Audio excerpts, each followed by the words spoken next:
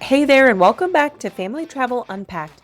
I'm your host, Melissa, and in case you're new here, you can find tons of detailed destination guides, travel tips, hacks, and more on my website, thefamilyvoyage.com.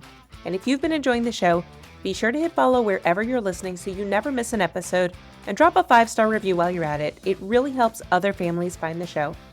So today is the first in a series of episodes that I'll be recording directly from the road. It's a little bit of a different format, but we'll try it and see how it works.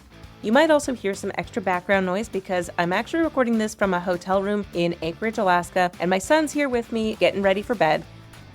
But I wanted to take this opportunity to spend a few minutes together and tell you about our most recent trip, which was to the Grand Hyatt Scottsdale Resort.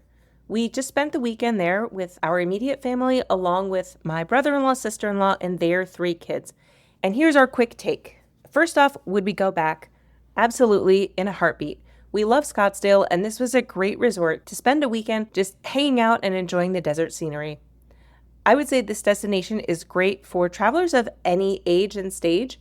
We went there with a large group that included 5 kids ranging from age 4 to 14, but I think it's just as good for adults because there are plenty of things to do without the kids. There's a large adults-only pool section, a beautiful spa, great fitness facilities, and plenty of adult activities. Now for a few highlights. First off, we love the scenery surrounding the resort. From our room, we had a beautiful view of the McDowell Mountains. Now, given the time of year and the jet lag that I was facing, I was up at sunrise every single day, but our extended balcony was the perfect place to watch the sunrise over the mountains and just relax and feel totally at peace and on a true vacation. The second highlight, and this is what my son shared, is the pool area is excellent. There's a large pool complex that's open to families that has several different saltwater pools, including one that has 2 volleyball nets set up, another one that has a 0 entry with a sandy beach area, and then finally there's a 3-story water slide that's open to kids who are at least 42 inches tall. There's a completely separate adult pool complex that even has its own bar, and that seemed to be really fun. We didn't get to spend a lot of time there, but if you're visiting without the kids, you would definitely want to check that out. Finally, another highlight is that there are tons of activities available, whether you're talking about kids or adults. We checked out everything from tie-dye in the kids club to a FIFA watch party and complimentary beer tasting for the adults. There was also a great fireworks show on Friday night. In terms of what we didn't love at the Grand Hyatt Scottsdale, I would say the biggest thing was the price of the food. It was really, really high. We're talking like $20, including tax and tip for a cocktail at a minimum, but some of them were even more. That said, we visited in June, and as of right now, Grand Hyatt Scottsdale is running their Kids Eat Free promotion for the summer. If you ate at either of their 2 sit-down restaurants for dinner, the kids' entree is free with the purchase of an adult entree. So that does help at least a little bit with the cost of food.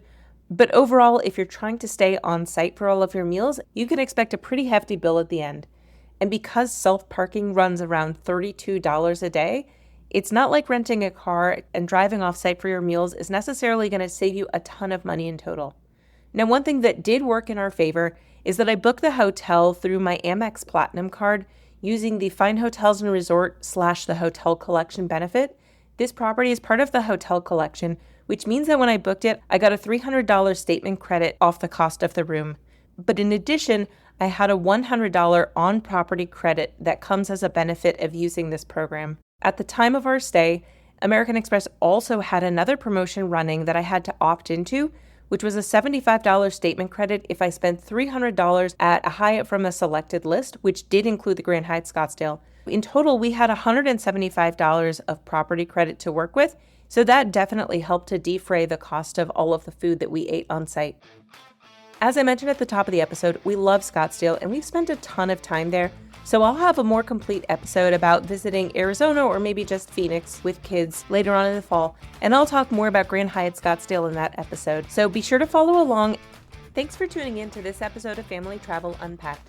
If you like the format, drop a comment and let me know, and while you're at it, leave a 5-star review. Make sure you tune in next week when my son Jacob and I are going to be talking all about our trip to Alaska that's going on right now. Safe travels!